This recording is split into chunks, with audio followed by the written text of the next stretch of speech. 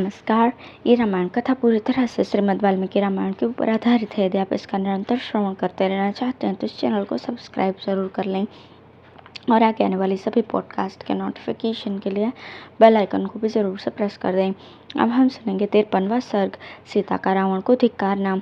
रावण को आकाश में उड़ते देख मिथिलेश कुमारी जानकी दुखमग्न होकर अत्यंत उद्विग्न हो रही थी।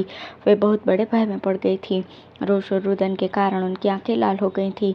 हरी जाती हुई सीता करुणाजनक स्वर में रोती हुई उस भयंकर नेत्र वाले असुरराज से इस प्रकार बोली, ओ नीच रावण, क्या तुझे अपने इसको कर्म से लज्जा नहीं आती, जो मुझे स्वामी से रहित अकेली और असहाय जानकर चुरा लिए भागा जाता है।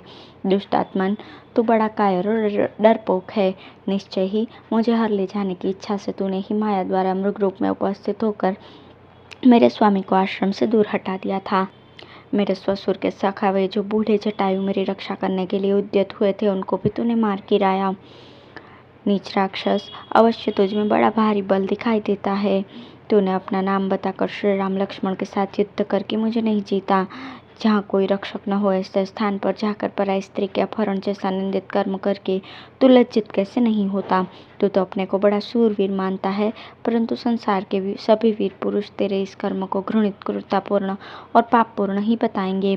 तूने पहले स्वयं ही जिसका बड़े ताव से वर्णन किया था, तेरे उस शौर्य और बल को धिक्कार है। कुल में कलंक लगाने वाले तेरे ऐसे चरित्र को संसार में सदा धिक्कार ही प्राप्त होगा। किंतु इस समय क्या किया जा सकता है, क्योंकि तू बड़े वेग से भागा जा रहा है।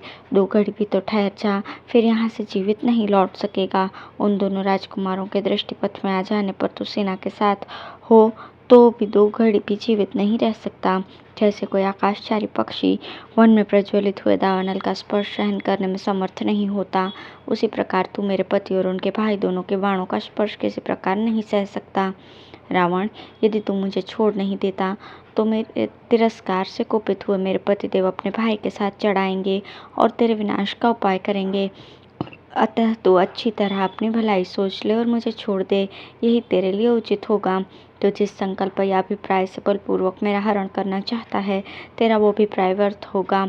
मैं अपने देवोपम पति का दर्शन न पाने पर शत्रु की अधीनता में अधिक काल तक अपने प्राणों को धारण नहीं कर सकूंगी।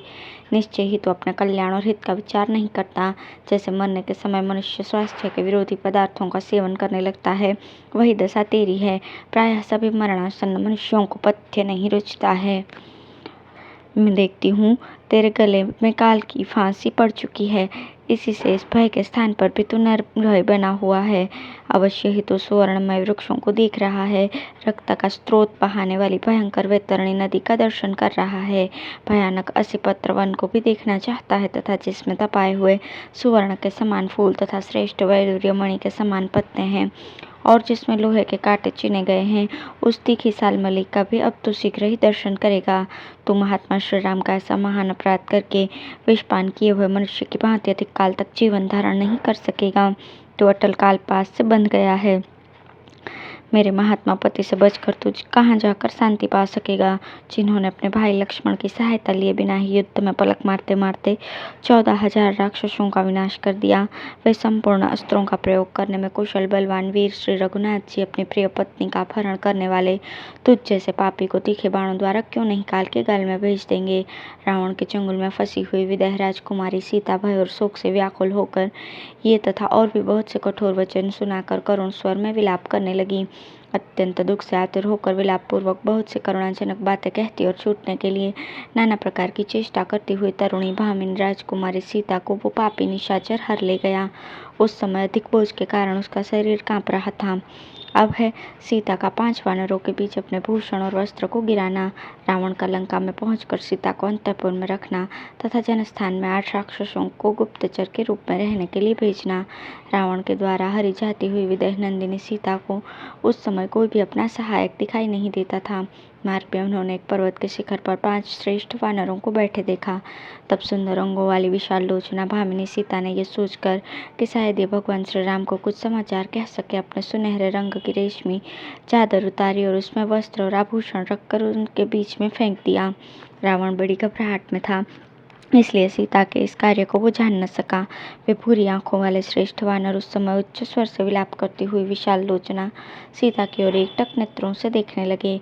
असुरराज रावण पंपा सरोवर को लांघ कर रोती हुई मैथिली सीता को साथ लिए लंकापुरी की ओर चल दिया। निशाचर रावण बड़े हर्ष में भरकर सीता के रूप में अपनी मृत्यु को ही हर कर लिए जा रहा था। उसने वैदेही के रूप में तीखी दाढ़ वाले महाविशैली नागिन को ही अपनी गोद में उठा लिया था। वो धनुष से छूटे हुए बाण की भांति तीव्र गति से चलकर आकाश मार्ग से अनेकानेक वनों, नदियों, पर्वतों और सरोवरों को तुरंत लांघ गया। उसने तिमी नामक मत्स्यों और नाकों के निवास स्थान एवं वरुण के अक्षय गृह समुद्र को भी, जो समस्त नदियों का आश्रय है, पार कर लिया। विदेह नंदिनी जगन माता जानकी का अपहरण होते समय वरुणालय समुद्र को बड़ी घबराहट हुई। उससे उसकी उठती हुई लहरें शांत हो गईं। उसके भीतर रहने वाली मछलियों और बड़े बड़े सर्पों की गति रुक गई। उस समय आकाश में विचरने वाले चारणियों बोले, अब दशग्रीव रावण का ये अंतकाल निकट आ पहुंचा है। तथा सिद्धों ने भी यही बात दोहराई। सीता छटपटा रही थी। रावण ने अपनी साकार मृत्यु की भांति उन्हें अंक में लेकर लंकापुरी में प्रवेश किया। यहाँ पृथक पृथक विशाल राजमार्ग बने हुए थे। पुरी के द्वार पर बहुत से राक्षस इधर उधर फैले हुए थे तथा उस नगरी का विस्तार बहुत बड़ा था। उसमें जाकर रावण ने अपने अंतःपुर में प्रवेश किया। कजरारे नेत्र प्रांत वाली सीता शोक और मोह में डूबी हुई थी। रावण ने उन्हें अंतःपुर में रख दिया, मानो मयासुर ने मूर्तिमती असुरी माया को वहां स्थापित कर दिया हो। इसके पश्चात दशग्रीव ने भयंकर आकार वाली पिशाचिनी को बुलाकर कहा, कोई भी स्त्री या पुरुष मेरी आज्ञा के बिना सीता को देखने या इनसे मिलने न पाए। उन्हें मोती, मणि, सुवर्ण, वस्त्र और आभूषण आदि जिस जिस वस्तु की इच्छा हो वो तुरंत दी जाए। इसके लिए मेरी खुली आज्ञा है। तुम लोगों में से जो कोई भी जानकर या बिना जाने विदेह कुमारी सीता से कोई अप्रिय वचन कहेगा, मैं समझूंगा उसे अपना जीवन प्रिय नहीं। राक्षसियों को वैसी आज्ञा देकर प्रतापी असुरराज अब आगे क्या करना चाहिए, ये सोचता हुआ अंतःपुर से बाहर निकला और कच्चे मांस का आहार करने वाले 8 पराक्रमी राक्षसों से तत्काल मिला।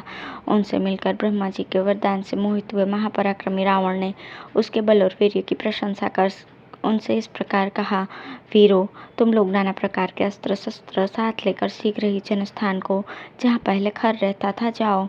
वह स्थान इस समय उजाड़ पड़ा है। वहाँ के सभी असुर मार डाले गए। उस सुने जनस्थान में तुम लोग अपने ही बल पर उसका आश्रय करके भय को दूर हटाकर रहो। मैंने वहाँ बहुत बड़ी सेना के साथ महापराक्रमी खर और दूषण को बसा रखा था, किंतु वे सब के सब युद्ध में राम के बाणों से मारे गए। इससे मेरे मन में अपूर्व क्रोध जाग उठा है और वह धैर्य की सीमा से ऊपर उठकर बहने लगा है। इसलिए राम के साथ मेरा बड़ा भारी और भयंकर वैर ठन गया है। मैं अपने महान शत्रु से उस वैर का बदला लेना चाहता हूँ। उस शत्रु को संग्राम में मारे बिना मैं चैन से सो नहीं सकूंगा। राम ने खर और दूषण का वध किया है, अतः मैं भी इस समय उन्हें मारकर जब बदला चुका लूंगा तभी मुझे शांति मिलेगी। जैसे निर्धन मनुष्य धन पाकर संतुष्ट होता है, उसी प्रकार मैं राम का वध करके शांति पा सकूंगा। जनस्थान में रहकर तुम लोग रामचंद्र का समाचार जानो और वे कब क्या कर रहे हैं इसका ठीक ठीक पता लगाते रहो, और जो कुछ ज्ञात हो उसकी सूचना मेरे पास भेज दिया करो। तुम सभी निशाचर सावधानी के साथ वहां जाना और राम के वध के लिए सदा प्रयत्न करते रहना। मुझे अनेक बार युद्ध के मुहाने पर तुम लोगों के बल का परिचय मिल चुका है, इसलिए इस जनस्थान में मैंने तुम ही लोगों को रखने का निश्चय किया है। रावण की ये महान प्रयोजन से भरी हुई प्रिय बातें सुनकर वे 8 असुर उसे प्रणाम करके अदृश्य होकर एक साथ ही लंका को छोड़कर जनस्थान की ओर प्रस्थित हो गए।